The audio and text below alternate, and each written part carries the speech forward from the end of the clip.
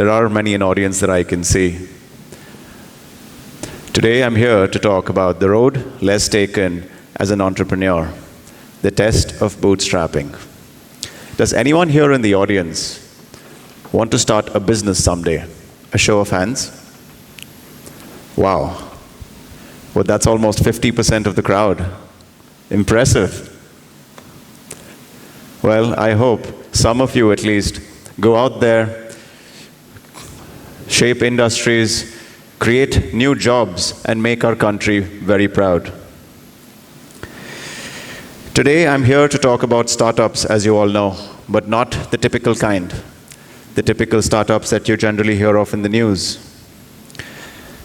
Billion-dollar valuations, massive fundraisers, and just unrealistic overnight successes. Today I'm here to talk about something different. How to build something valuable out of nothing at all. It's not easy. Bootstrapping isn't something that entrepreneurs choose to do by themselves. It's what circumstances force upon them, like it did for me. I learned some of my biggest life lessons many years before I started a company. At age 9, I was orphaned. I lost both my parents in one go. My father, a real estate businessman, a very dynamic man, was fighting a severe financial crisis, a crisis which he thought he would overcome, but he could not. Because of which he decided to give up, not just on the business, but also his own life. It was life's way of telling me that fortune favors the brave, not just those who have the courage to do it outwardly, but those who can stay in the game when things get tough in life. So, years later, when I started my own business, I took this lesson very deeply. It was very deeply embedded in me that we should, at the end of the day, as an entrepreneur, or just people in life facing challenges, try to stay in the game, because if you don't stay in the game, you're not going to win the game. So with that big lesson, I, years later, went on to start Fyers. We didn't have money. We didn't have investors. Neither did we have any mentors. All we had was a band of brothers willing to face challenges. We had a very small team, and a huge vision to create the best investment platform in the country. I approached every investor out there, from the rich neighborhood uncle to a professional venture capitalist. And the answer was always a no. It was demotivating for me, but the lesson that life had taught me early on was so important and so deep in me that at that point in time when we had two choices, I chose the more difficult one. The easier one would be to simply give up, like my father had once upon a time, and choose a comfortable life, get a good job, and lead a good life. But instead, I decided to put everything on the line, to pursue my dream, and to see what we are capable of. And that's what I'm going to mostly be telling you about today.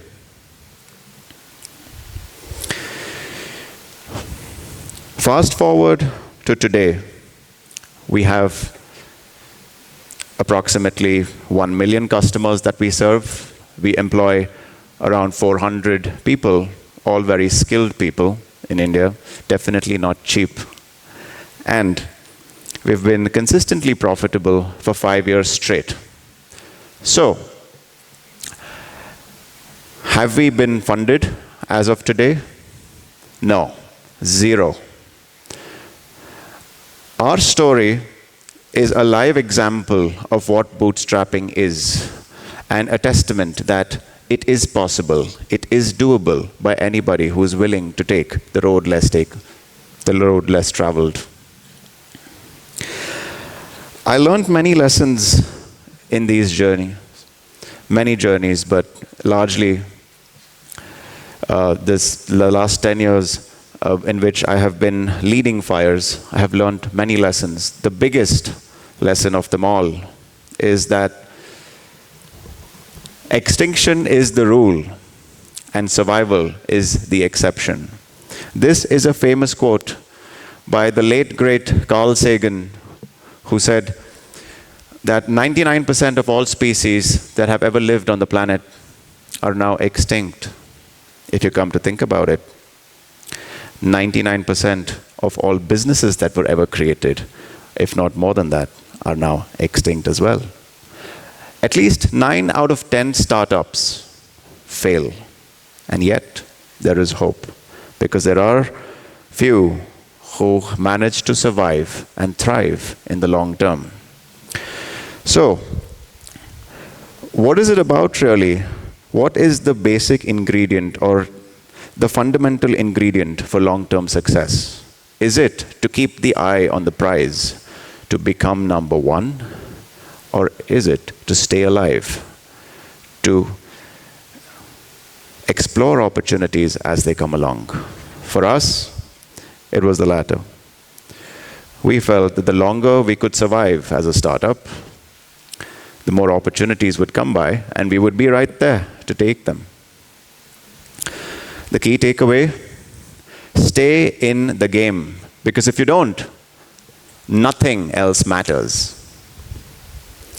The next big lesson as a bootstrapped startup that I learned personally is that the underdog syndrome is real and it works.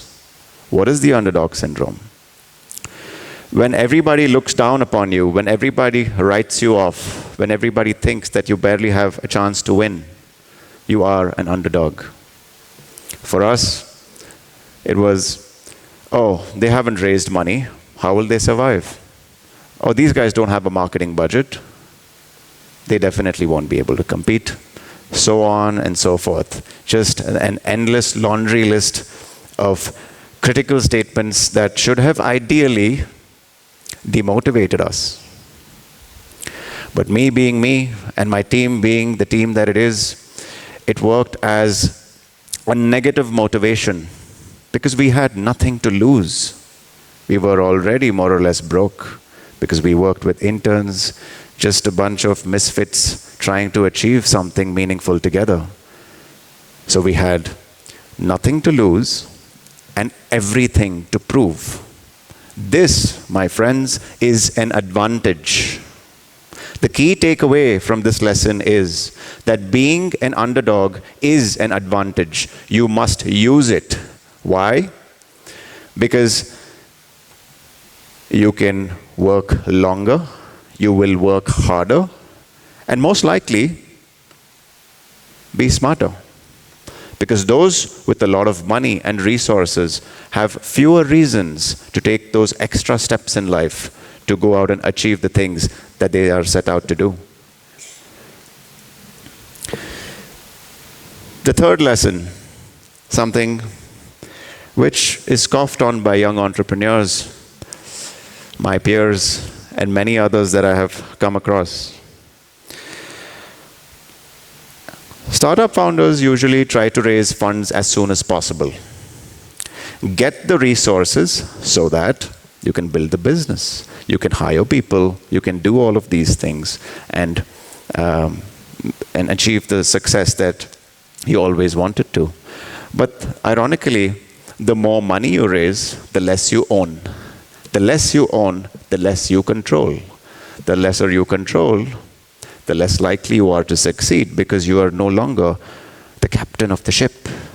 You are just in the ship. You cannot steer it in any direction, and hence you lose out. Now, I'm not saying that you should never raise capital. There is a time for it.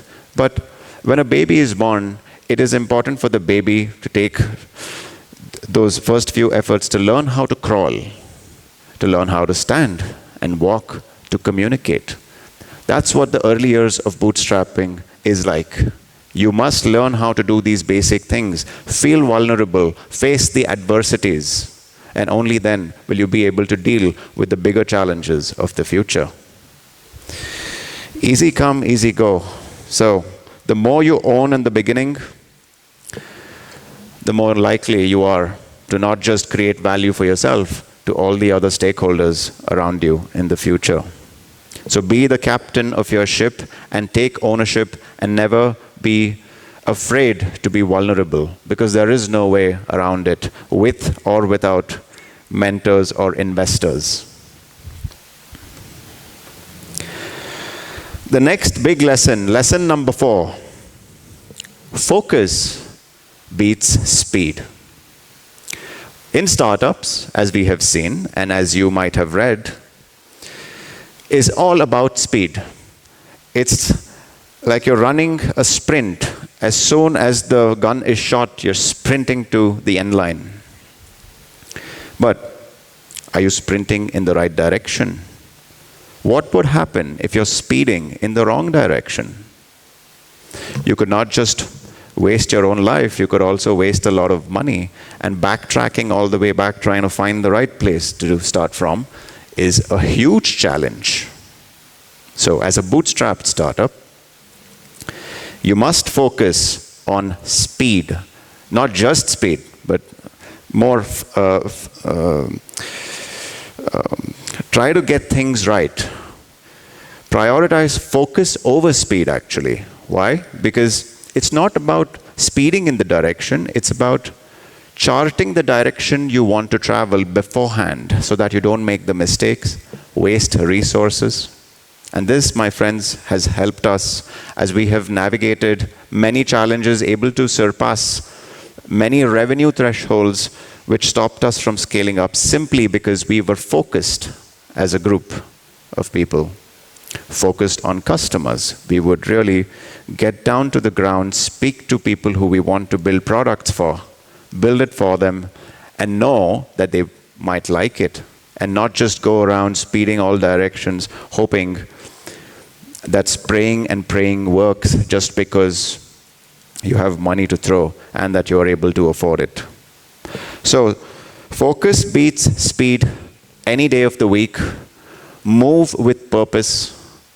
Precision is always better than chaos.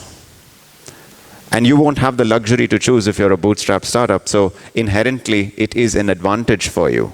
You must look at it like that. You must try to find these positives among the many negatives, the seemingly negative circumstances that you will be faced with.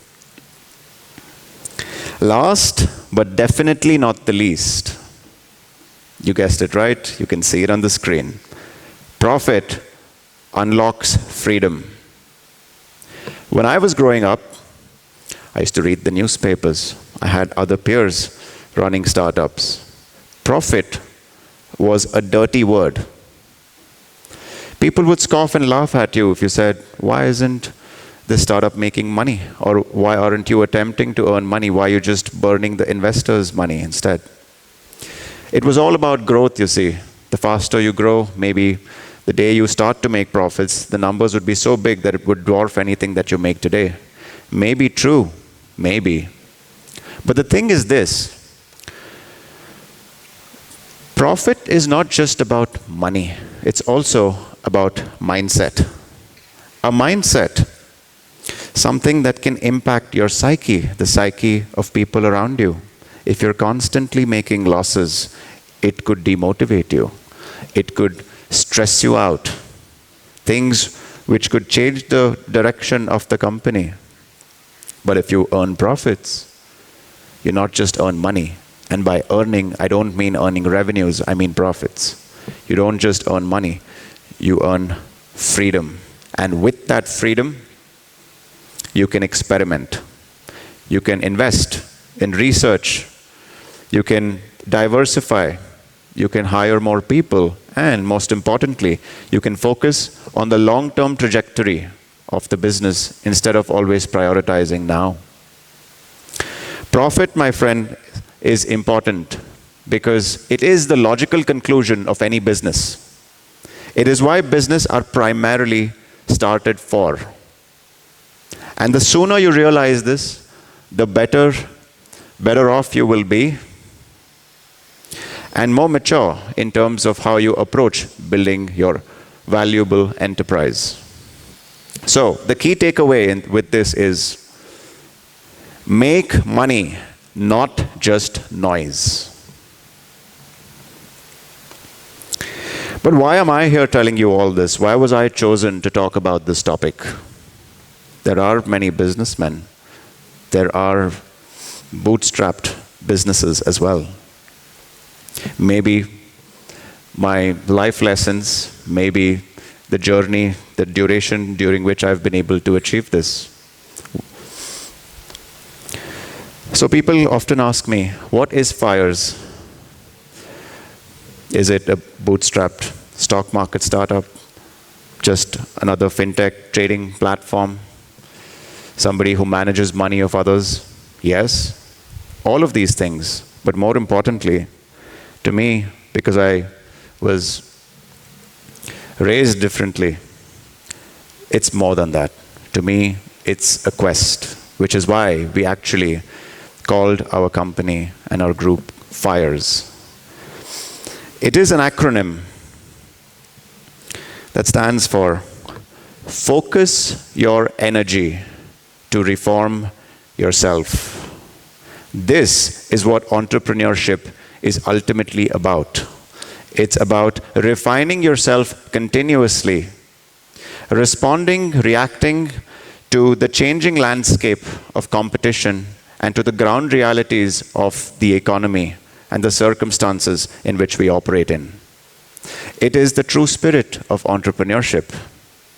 This is something that we try to embody with every new milestone, with every plan for the next year, and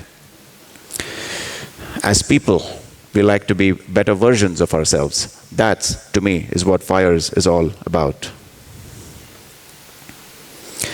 Lastly, as a bootstrap entrepreneur, you are free to choose, but you are not free from the consequences of your choices. That is such an important thing. So, choose to be in the game, choose to take risks carefully, and choose to bet on yourself. Because if you do it right, you won't be sitting out there in the audience. Someday, you would be here on this stage telling everybody about your story. Thank you.